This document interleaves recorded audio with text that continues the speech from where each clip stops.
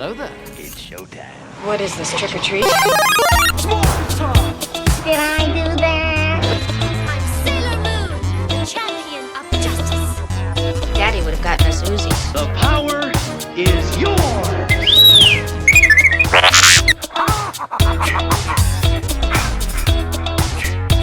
My name is Grace Jones. Thunder! Thundercats! Power of 3 will set us free. Power of 3 will set us free. Power of 3 will set us free. There's no more room in hell. The dead will walk here.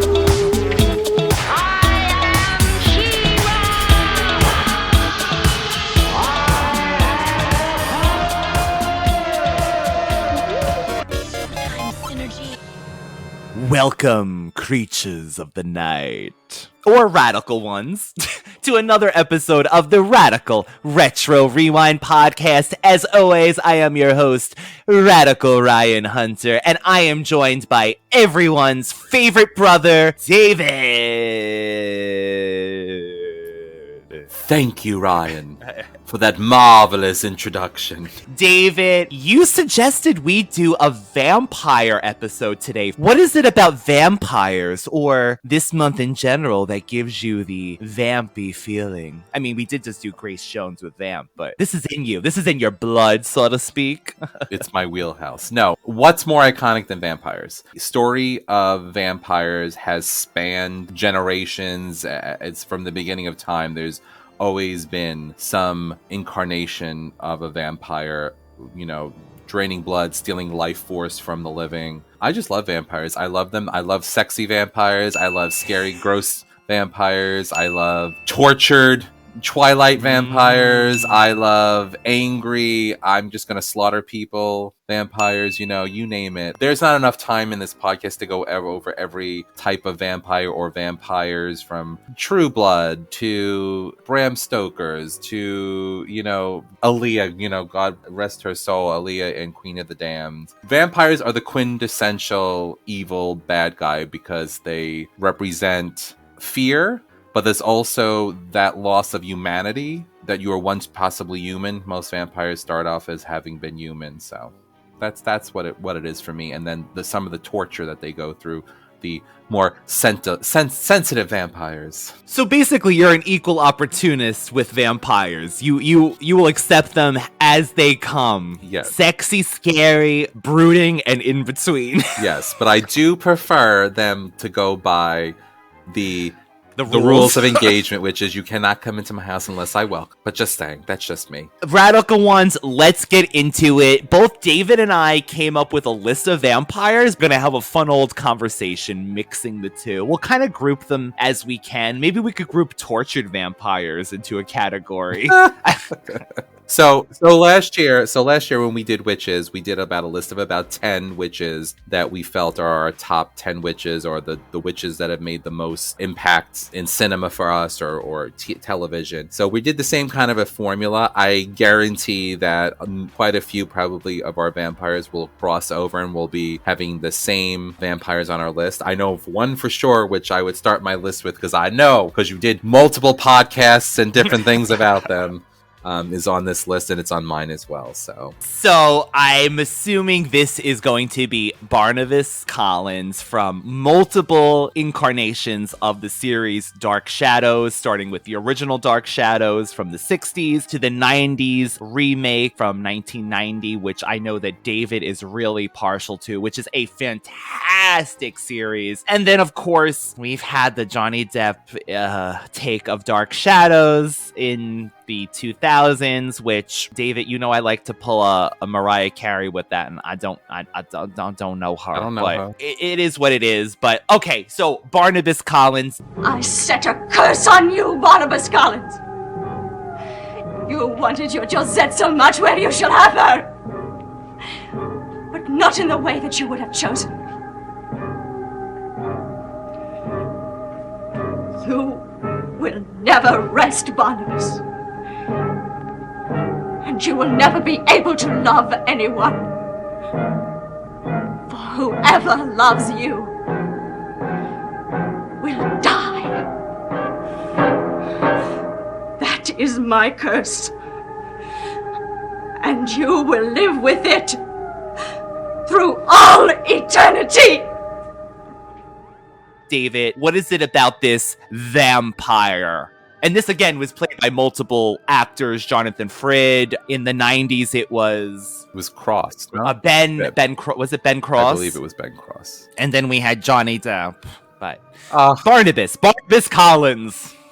I've always loved Dark Shadows. You know that. I'm not I guess I could be considered a diehard fan. You're like every little nuance in the series, but I just love him. I love his character. I love his presence. I love that, again, you have that humanity in him where he struggles. There's the bloodlust. And then there's the, what am I doing? There's the, he kind of is tortured. He enjoys the immortality to some degree, I feel like, and the power, because he wields it when he can, as far as manipulating people and influencing. But at the same token, he misses his humanity and love. So to me, that embodies everything. I mean, I love the old Dark Shadows because of all the campiness of it, because half of them were probably gay in the whole cast. A lot. Jonathan Frid was gay. I could tell my people even then, even if you're dead, I can tell. Dark Shadows was an ABC daytime serial which aired from 1966 to 1971. Barnabas is a 175-year-old vampire in search of fresh blood and his lost love, Josette. So, David, this is basically, like you said, this is a tortured vampire, as well as he starts off as an evil character, really. He's been chained in a coffin for many centuries. He wakes up, Willie Loomis and all of these incarnations usually unleashes Barnabas into the modern day, whatever that is at the time. He wants that blood at first, but then, with the help of Dr. Julia Hoffman, he takes a serum which basically takes away the vampirism or puts it at bay. Well, in the remake, he's able to go out in sunlight for the first time. Yes. Which sort of exonerates him from being a vampire for a time being in the series, because he's able to go out in sunlight. You know, there's so many different things in so many different movies about Dracula. The other thing that always strikes me is how a lot of the movies talk about someone being so old, so to speak, but old, that they don't understand current trends. It's like me with my 14-year-old when he says like sus and cat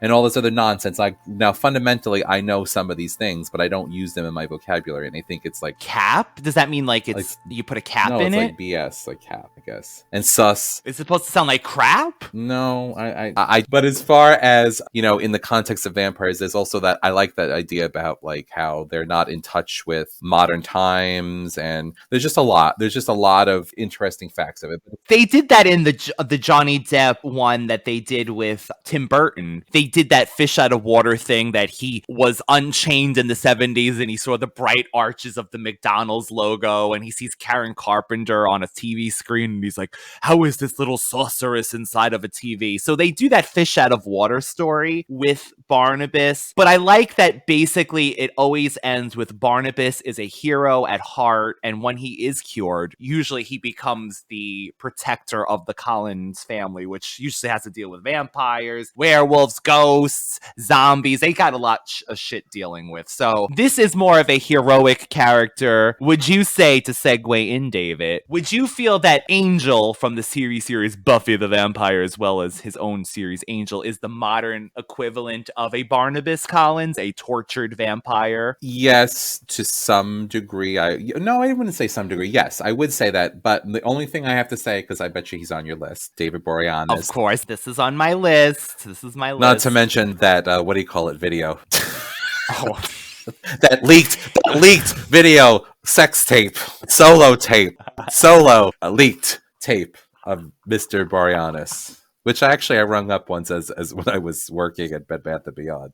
Yes, you did. He signed a bunch of mugs. People started grabbing like items from the shelves. Please sign this. I'm like just like a white mug. It's like, yes, make this an Angel mug. That's exactly what he did. You know, so I mean, where I met a lot of celebrities, but anyway, yeah. And the newer series, I absolutely adored. Loved it. It left on a cliffhanger because they found out that he was the vampire, and it was with Miss Joanna Going was her name. And I remember one of her first. beautiful. She was beautiful. One of her first interviews, she was on Regis and Kathy Lee, and she started taking off after they went to a commercial. And Regis was like, "Joanna Going is going," because you're not supposed to get up like while that's happening. She didn't realize she didn't know she was new actress. You're supposed to sit there and wait till the goes to commercial, and then that's adorable. Then the staff will usually kind of gear you to walk out or to kind of guide you where you need to go.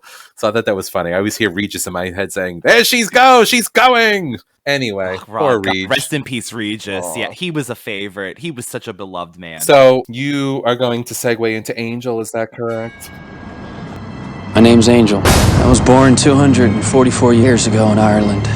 Small town, good family. 27 years into an unremarkable life, I met a woman. She told me she could show me a world I'd never seen. She wasn't kidding.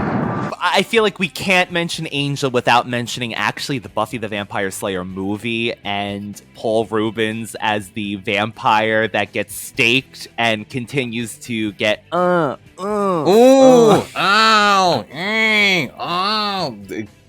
And that was a direct laughing about that he was caught masturbating in an adult theater, right? Which ruined his Pee-wee career with his Pee-wee. Wow, that's poetic, isn't that? Pee-wee to Pee-wee. Buffy came out in 1992. Honestly, it was a highlight of my childhood. I think that was... You mean with Kristy Swanson? With Kristy Swanson, who you also met. She's how do I put this? Maybe she was having a bad day, but she was one of the most rudest. I'm calling her a C-lister celebrity, or the D-list. No, she's... Oh, I thought you were going to say a C name. Well, she acted like that, entitled and everything else, and I was like, I think someone actually yelled out, basically, has been, because she hadn't done anything. You have her... Mannequin 2 still stands the test of time, David. I love Mannequin. Behind the scenes, radical ones. What we always talk about is differentiating the character someone plays from who they are in person from something that happened a while ago. You know what I mean? Like we talked about, I think, when we were doing threesome radical retro rewinds with Rob. Not threesome like sex. Get your minds out of the gutters. Are we going to keep that in? So when we did our collaboration, okay, that's a better word, collaboration. We had talked. I believe we talked off mic about like Bill Cosby, and how we grew up and we idolized this family and everything. So I'm way off topic, but as far as like with Kristy Swanson, she was a biatch and an entitled biatch, and you know what? You don't have to be a celebrity to act like that either. But I actually have found, and I'm going to shut up now. I have found that most of the older celebrities are much more kind and willing to sign an autograph and very not, I want to say aloof, but unaware. Like they're not acting like, oh, look at me when they come in. They're not seeking attention. They know who what the body of work that they've done, and they're not rude to people. They're respectful for the most. Anyway, I'm off topic. I'm not bitter, just disappointed sometimes. So Angel, Buffy, Angel. Buffy the movie really did kind of bring back vampires to cinema in a way. Not that it was gone, but the modern TV show that came years later in the 97, I believe. But Angel started off as a evil character, and jealous was his form, because basically with vampires in Buffy, you lose your soul. You keep your memories, you lose your soul. So a gypsy, and again, vampires and gypsies go hand in hand, so I love this. A gypsy cursed the character of Angel to have his soul back, so it made him a tormented character, much like a Barnabas. And then this character ended up working with the side of good, Buffy, spinning off into his own adventures, but he drinks blood from an animal, from a butcher and things like that. That is how he keeps alive. Which is, remember the movie with a young Jim Carrey, Once Bitten? Oh, Once Bitten, right? Yeah. The butcher knew that or maybe the butcher was a vampire. He knew because he was buying pig's blood or something. Yes. So just a little throwback there. Once Bitten. Maybe we should do that one day. I don't know. I love Angel. I've watched every episode of Angel, even when it got a little weird with Illyria or whoever it was, like when Fred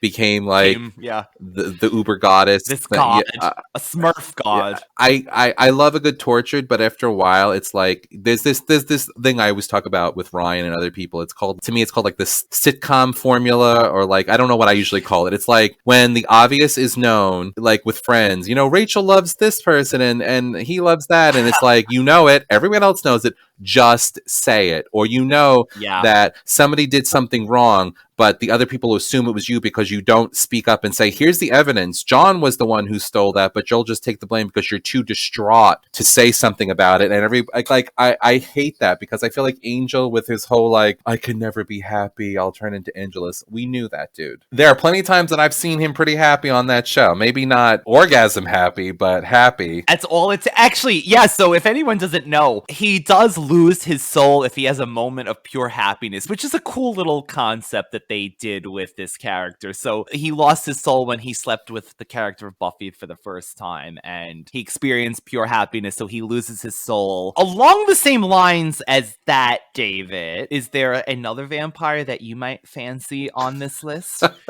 Well, if we're going to talk about Angel, we're going to talk about Spike. Fee, fi, fo, fum. I smell the blood of a nice, ripe girl. Is he on your Another list? tortured Is he on your list? He was not on my list. I love Spike, but I figured Angel is more well known. I love Spike. I feel like he's Euro trash a little bit with the bleached urine blonde, bleached hair, and he's Billy Idol. Yeah, he's Billy Idol. I like his character. I like his redemption. You do see that again. He lost his soul, but I don't want to go into the whole thing, but the military put a microchip in him, which caused him that he couldn't harm human beings. So he had to seek out other forms of blood or getting blood in different ways, which kind of gave him a pseudo soul or like a Jiminy Cricket microchip in his head. Yeah. Perfect. So then he ended up his love for Buffy, which was almost an obsessive love. Then he ended up getting himself a soul. But I like the character. I think anybody that watches Buffy really likes the character. Another thing we failed to mention, well, it's not really failed to mention, but Dracula, the Dracula made an appearance on the Buffy series, like the original Dracula, supposedly. Yeah. Which was really funny because he had all these cool things that you see in these older movies. Yes, the bat. He turned into a bat, and which is smoke something that vampires don't do. Or mist Buffy. or something. He started out as a villain. He became a hero at the end, which he also crossed over into the Angel series because after Buffy was over, Angel was still running, right? So yeah, for one more season. So he ended up making his way over to Angel for a short period of time. Stop! You are not welcome in the castle. Go now, or abandon all hope of seeing the sun again. You stop that. We have permission to visit this castle. Go! This is your last warning. David, a vampire that I just want to highlight really quickly. This will probably be out of left field, so let me just say this really quickly. Vampires on the Scooby-Doo series. So there's two that I just want to highlight. The first one is from the season 1 of Scooby-Doo, Where Are You? Called A Gaggle of Galloping Ghosts. This is a famous episode where a gypsy tells the gang about this Dracula's castle, and inside they see Dracula, Frankenstein, Wolfman, and it turns out the gypsy were all one man pretending to be all these different characters. I feel like our love of vampires probably started with things like this, like Blacula, but also seeing Scooby-Doo and this episode. Famously, David, this is the episode where the vampire tells them to go, and Velma says, "You stop that now," or whatever she says. Like, he's like, "Go, or you will be whatever," and she's like, "You stop that now." Don't make me clap my hands and count to 5. So I loved that. I've always loved that character. And along the same lines is later on called Vampire Bats and Scaredy Cats.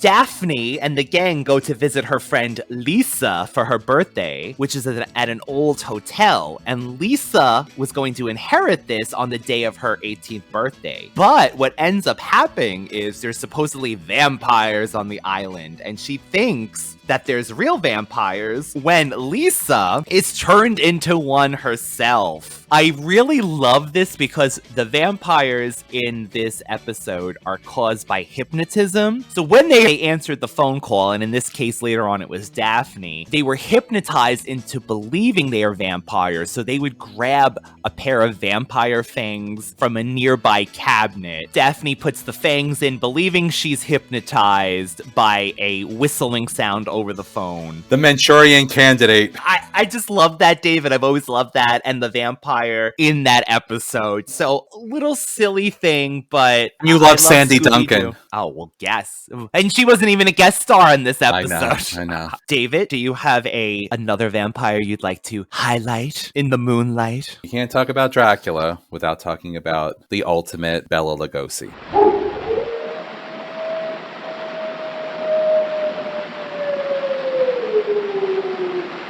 Listen to them. Children of the night. What music they make.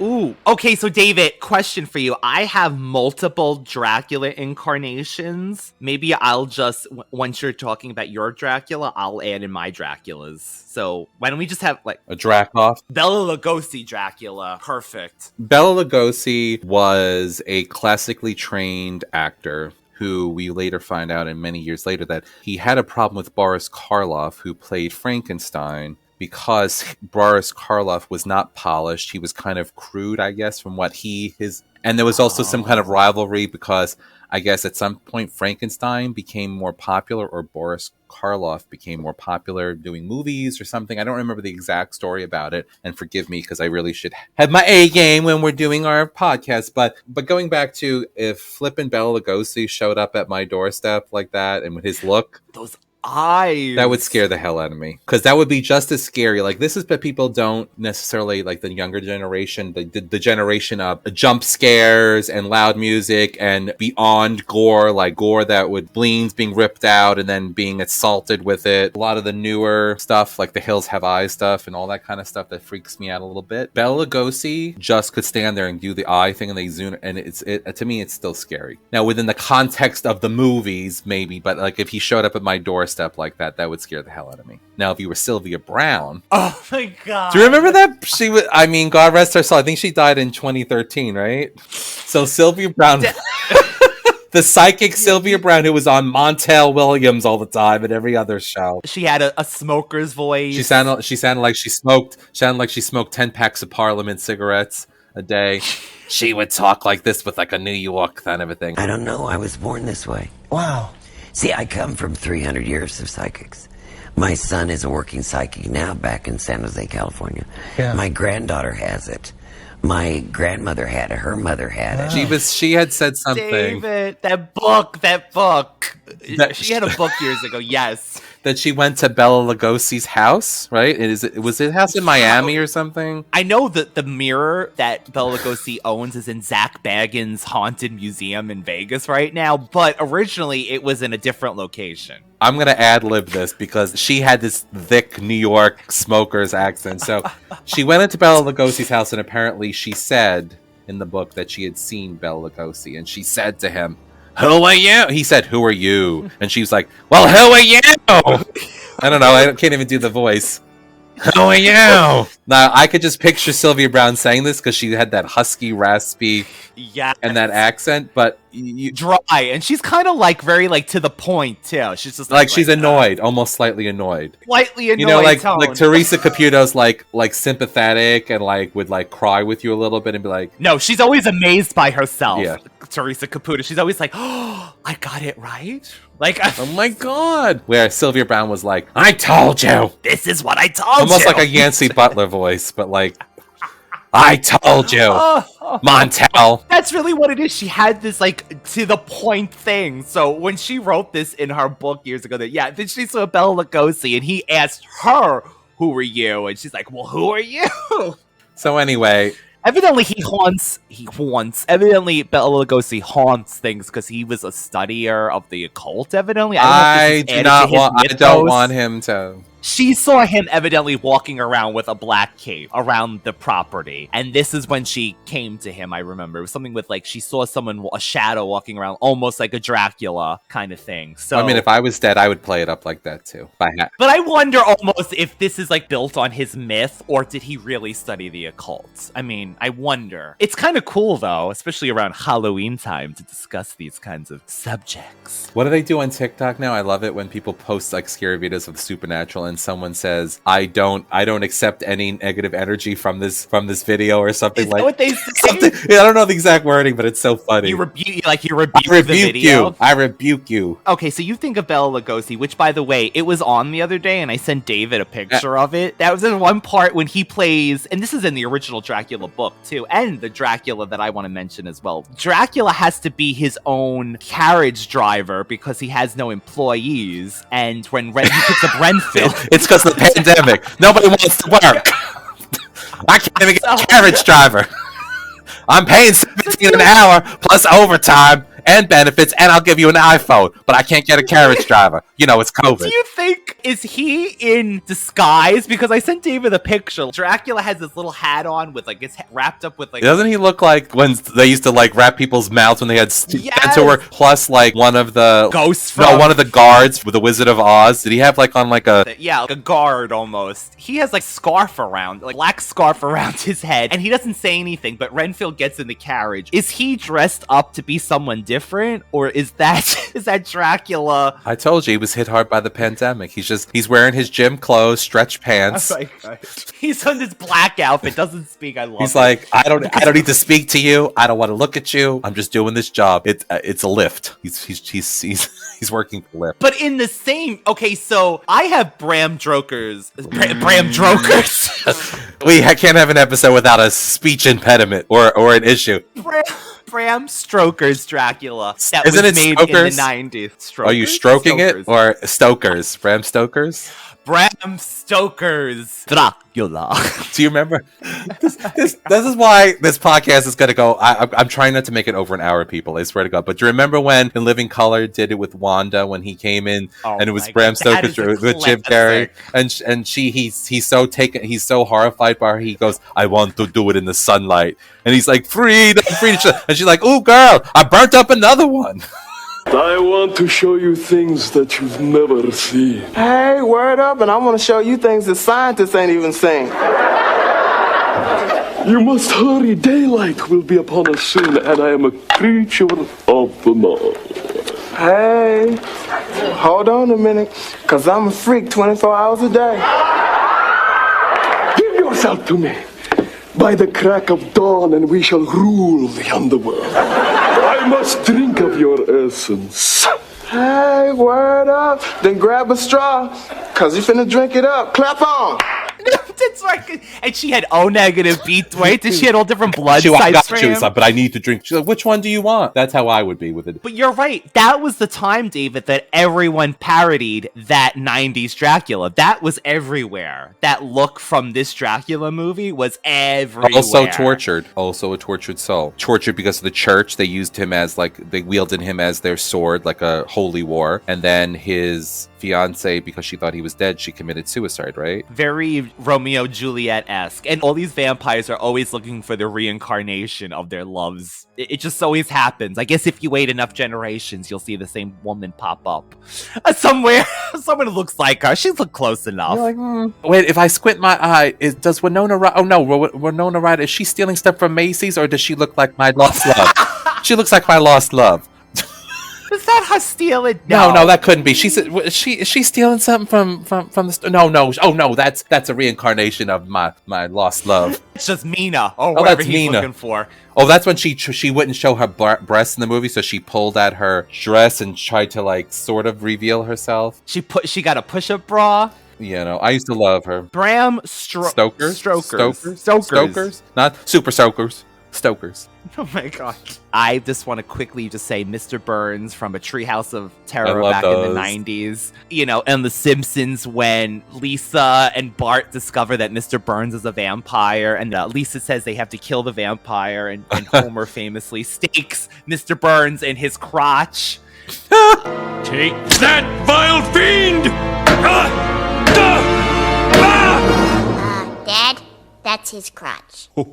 Sorry. He was dressed like that. What would you call it? It's like a baboonish hair. It's like a baboon's butt on top of a head. I would have never described it as a baboon's butt. Looks like an It looks like an oversized powdered wig, I guess. Doesn't it look like two cheeks? That's where your mind is.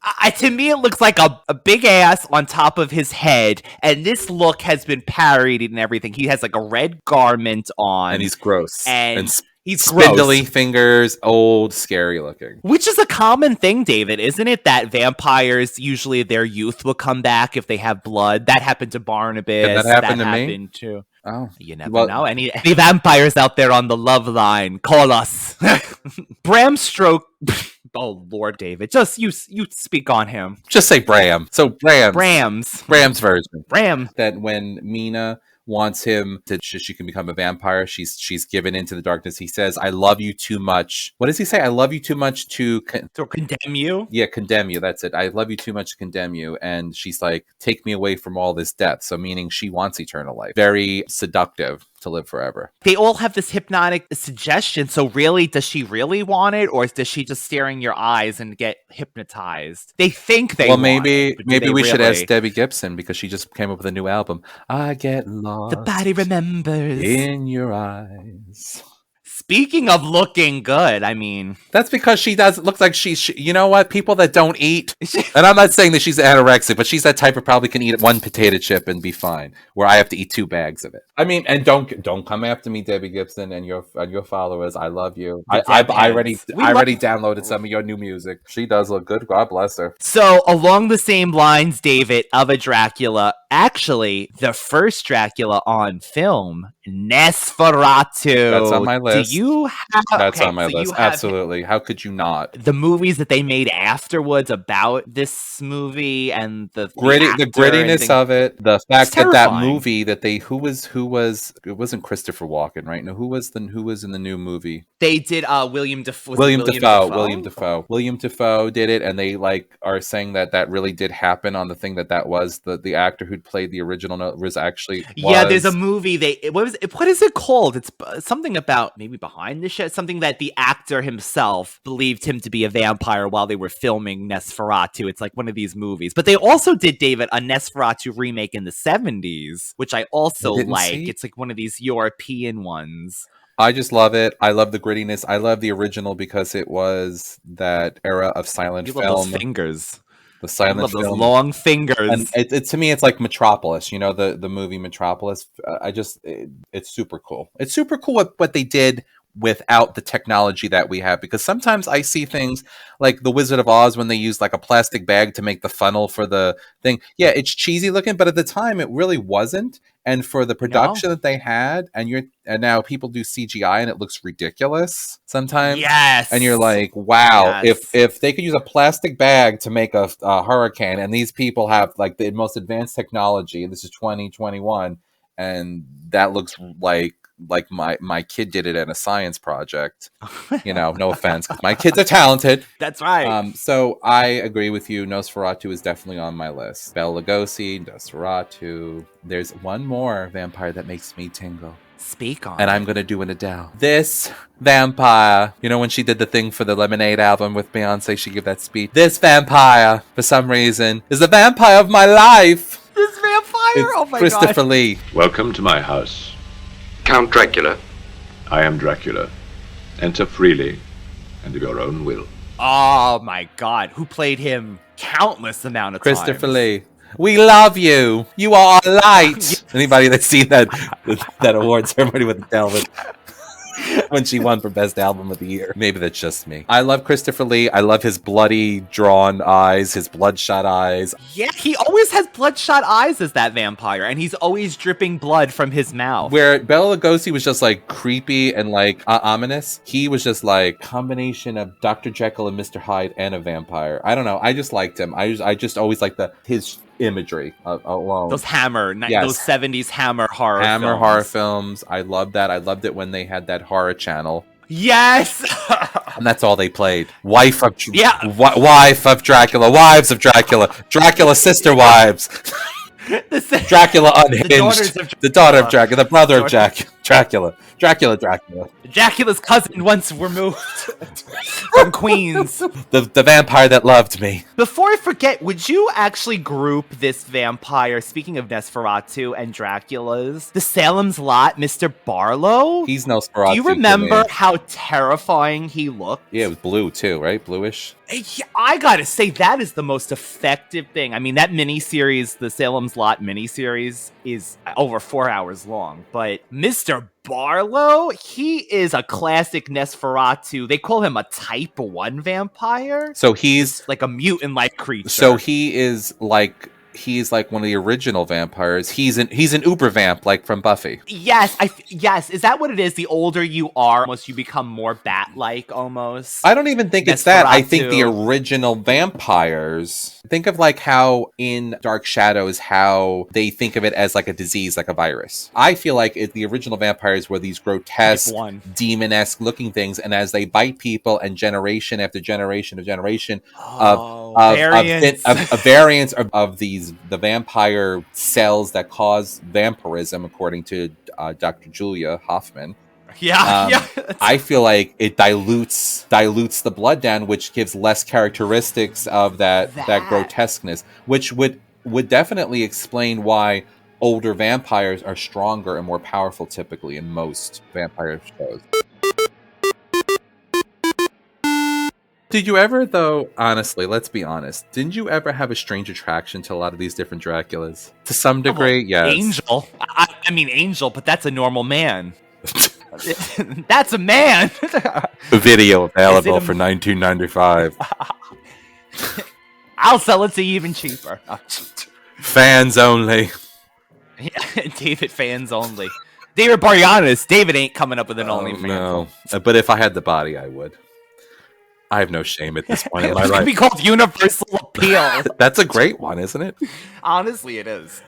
Thank you, Misfits. Thank you, Jem. So let's backtrack for a minute. So we went over Barnabas Collins. We talked about Bram Stoker's Dracula. We talked about Bela Lugosi. We talked about Christopher Lee. Can we talk about Mama Waldy from Blacula? You shall be Blacula, vampire, like myself.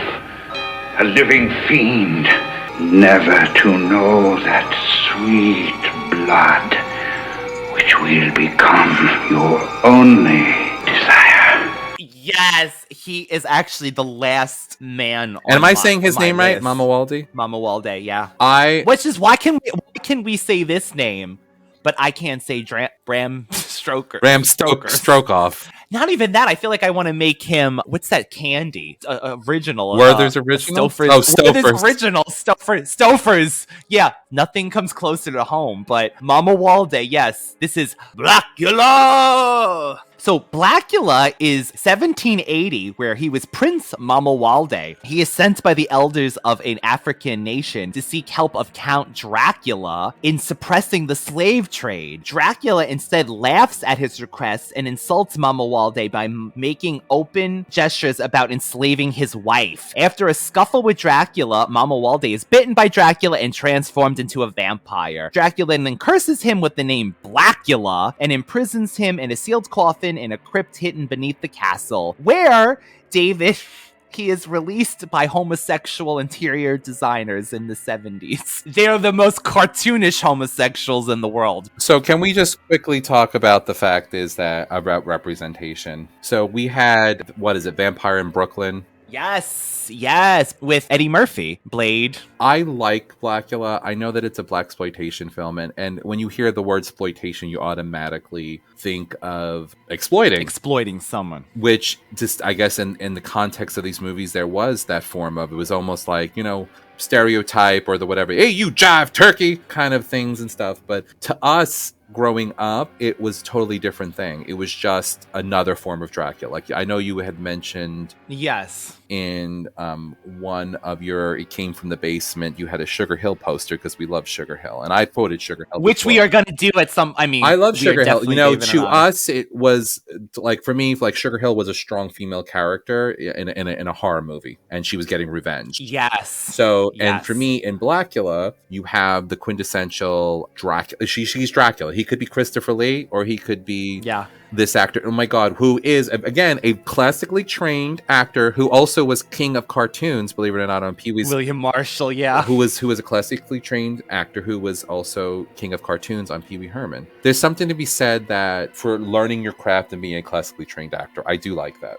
This man commands presence. So I like it. To anybody who, I don't think anybody's going to be offended, to be honest with you, but I when I look at these films, I'm looking at them as the film. I'm not looking at it as, you know, a exploitation of Black people. Just like we can kind of laugh off the fact that they're making fun of homosexual, like they're ridiculous homosexual interior designers that are like over the top, like ridiculous caricatures of who we are. So I just always have to put that out there because, again, I want people to know where our heart is coming from with these things. Even though the title gives that, like David is saying, and they were made by low budget studios back in the day. These were the people that were giving them the money, which was usually these horror low budget studios. But they really were made to empower the African American community, because a lot of these, really, there's heroes in each of these movies. Even in this Blacula movie, the sequels had Blacula Scream had Pam Grier playing the lead as a strong female. So they're showing strong characters of color. But to us, it's just a horror movie, like you're saying. We're not looking at this in any way besides a really good horror movie with a great soundtrack. Oh my God, the scene when that woman becomes a vampire and she leaps at the morgue. Oh my God, that's scary. That is legit scary. So now where are we on our list? Because let's see, we've covered quite a few people. That stuff never fails. What stuff? Oh, just a little something I put in your oatmeal this morning. Love potion makes you irresistible. But Grandpa, I didn't have any oatmeal today. Well, don't worry. I'll mix up another batch for you tomorrow. I have one more, actually, David, and it's just a quick one. Grandpa Munster from The Munsters, whose actual name is Sam Dracula, which I never knew in my life that he was Dracula, I guess. He's Sam Dracula, but this is Grandpa Munster, Al Lewis, from The Munsters, who was born in 1367. 1367? Whew. He's a scientist, and I think this is one of the forms that really showed heart to not only the monster community, but the monster community. Ryan setting the stage for acceptance, incorporation. The monster community. I'm here to speak for the monster community. I represent the monster community. That's my last one, David. Do you have any other So I have vampires? a few. So let me go through this quick because I know that I tend to talk way too much. Rosalie Collins from the Twilight Saga is, I know a lot of people hate them. They call them glitter vampires, but she is a biatch, and I love it. She says there's one part, because we all know, whether you love or hate the Twilight Saga, I happen to like it in many ways. I don't care. Yeah, for what it is. It's like reading a romance sort of a novel. Yeah, but we used to go and laugh, but not like in a bad way. We're just laughing. Like giddy. Like, I don't know. Like, we loved it. I watched it a million times. Now it's back on Netflix. I watched it a million times. So anyway, my favorite parts and everything. We all know that Kristen Stewart's character, I'm sorry, I still make fun.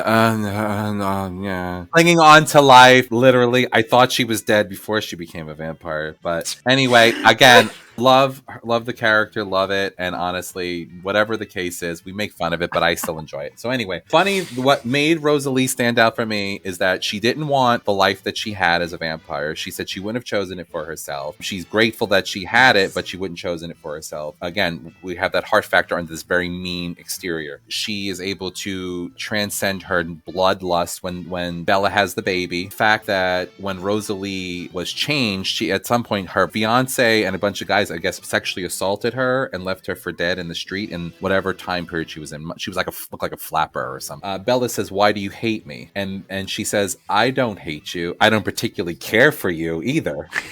Rosalie, I don't understand what I did to make you hate me so much. I don't hate you. I don't particularly like you, but... Which, to me, it was like one of the best lines in the whole movie.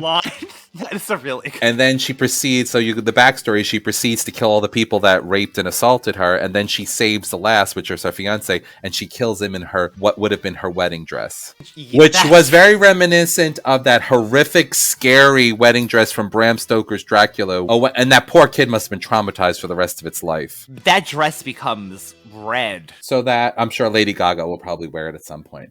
Or has. She has. So that's one of my honorable mentions. I have 2 more Draculas, or vampires, I should say. Hotel Transylvania. I love the vampire. I love Dracula. He's got a daughter. Do your kids like this series? They like it. They watch it all the time. I've seen the first 2, but there's a lot, I think it's right? adorable. There's a couple of movies. I love it. I just like. I mean, it's a cartoon. It's a kids' cartoon. When the guys like making. But it's hard. It has heart. Yeah, it's hard, and nice. It's about he zings. They call it zing when you like meet your soulmate and you zing. You only get this once in a lifetime, supposedly, and his wife dies, so he ends up actually being able to fall in love again one more time. But anyway, I like that, and I have to say, one of the vampires with the long fingers when he's pulling down the shades, Mr. Dandridge from Welcome to Fright Night. For real. I mean, a classic, honestly. Oh my god. So Evil, who became a vampire in the original Fright Night, also became a male porn star. I know.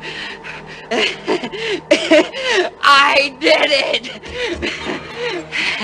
Now, are you surprised by this? I wouldn't say it was a male star. I'd say he starred in. He dabbled. He starred in a few films. I had to throw that out there because that's really not on his Wikipedia. Yeah, it's not on Wikipedia. I don't think it's not on his IMDb or whatever.